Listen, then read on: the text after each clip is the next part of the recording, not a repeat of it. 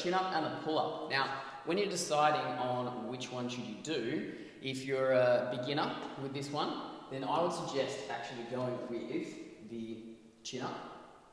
Okay, we've got this grip rather than our pronated grip because we have a little bit more bicep activation and most people find that a little bit easier before then moving on to our chin up. A couple of cues to make sure that you're doing the chin up properly because often people get a bit confused. We get a lot of shrugging action, too much traps involved, arching the back too much to try and get up. And then the last one is actually where the shoulders move and how the scapula moves. Often the cue given is, all right, make sure you've got your shoulders back and down, which is not wrong, but what it often means is people then do this, they get the shoulders back and down, bit of an arch in the back, and they're trying to pull up like this, pulling up to the chest, rather than getting their chin up and over the bar. And also, they're almost pinning their scapula.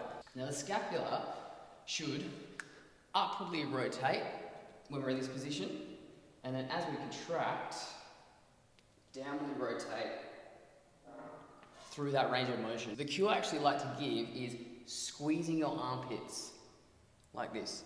Squeeze the armpits.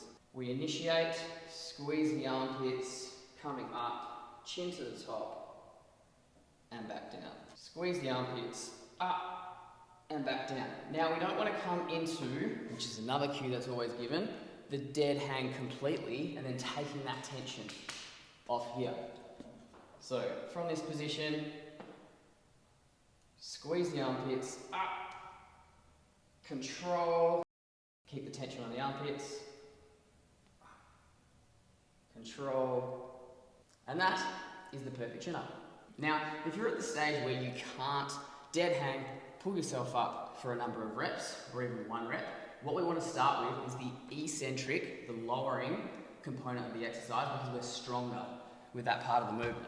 So, find a box from here, into that position, controlling to the bottom, stepping back up.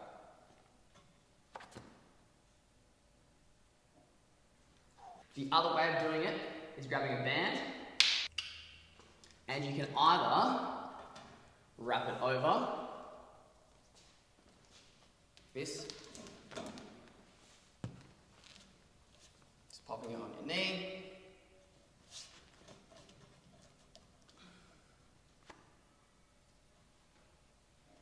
and then it might even allow you to actually get into the contraction rather than just focusing on the eccentric, or stepping a foot in if that feels more comfortable for you, like so.